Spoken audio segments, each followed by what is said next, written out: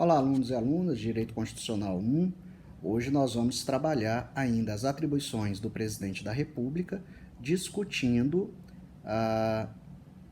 essa ideia de que o presidente é o chefe da administração pública. Então, hoje nós vamos discutir o artigo 37 do texto constitucional, que fala dos princípios constitucionais da administração pública. A administração pública é entendida como um conjunto de órgãos, de serviços, de atividades que tem como função aplicar a lei de ofício, sem ser provocado. Essa administração pública ela se divide em administração pública direta e indireta. A administração pública direta é representada pelo chefe do executivo e os seus auxiliares diretos, ministros de Estado, secretários, dependendo do ente da federação. Já a administração indireta é a criação de uma outra pessoa jurídica para o cumprimento de algumas funções específicas. Quando o cumprimento da função é típica de Estado, para a proteção e promoção de direitos fundamentais, nós temos então as autarquias. Quando o Estado pretende intervir no domínio econômico, nós temos as estatais, empresas estatais, que é o nome genérico, que cabe dentro dele as empresas públicas e sociedades de economia mista. E, por fim, as fundações são criadas por lei, normalmente tendo em vista o incentivo a alguma atividade, por exemplo, incentivo à pesquisa. Autarquias são pessoas jurídicas de direito público.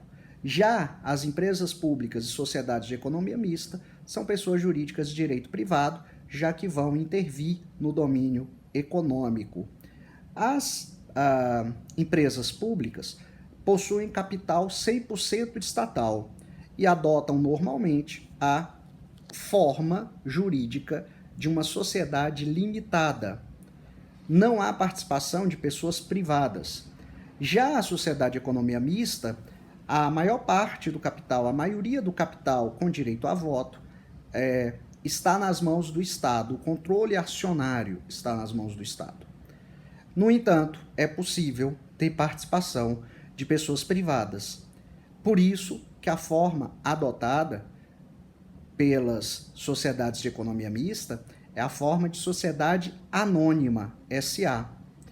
As empresas públicas são demandadas na Justiça Federal, enquanto a sociedade de economia mista são demandadas na Justiça Estadual. Todas essas pessoas jurídicas que compõem a administração pública indireta devem obedecer não apenas o que está estabelecido no artigo 37 da Constituição, mas toda a organização do direito administrativo brasileiro e da Constituição. Diz o artigo 37 que a administração pública direta e indireta de qualquer dos poderes da União, dos estados, do Distrito Federal e dos municípios obedecerá aos princípios de legalidade, impessoalidade, moralidade, publicidade e eficiência e também aos seguintes. Aqui nós vamos trabalhar apenas esses princípios constitucionais da administração pública. A legalidade significa constitucionalidade, ou seja, a administração pública deve cumprir não apenas o que previsto em lei, mas também o que previsto na Constituição, nos seus princípios. A impessoalidade significa que a administração pública não pode perseguir ou favorecer pessoas específicas. Não pode haver a localização da administração pública com determinada pessoa, com determinado mandatário. A moralidade significa que a administração ela deve agir de acordo com o direito, com a moralidade política do direito. Portanto, aquela afirmação que diz que a conduta é imoral, mas legal, não faz mais sentido hoje no direito administrativo, no direito brasileiro. A publicidade significa que o poder público não pode deixar em segredo, não pode não divulgar informações. As informações devem ser acessíveis a todos e devem ser transparentes, de modo que as pessoas entendam, compreendam o que está sendo colocado, o que está sendo divulgado. E a eficiência é trabalhar com conseguir os máximos resultados com o mínimo de recursos, né? Sendo, portanto, uma administração ágil, que usa bem o dinheiro público, etc.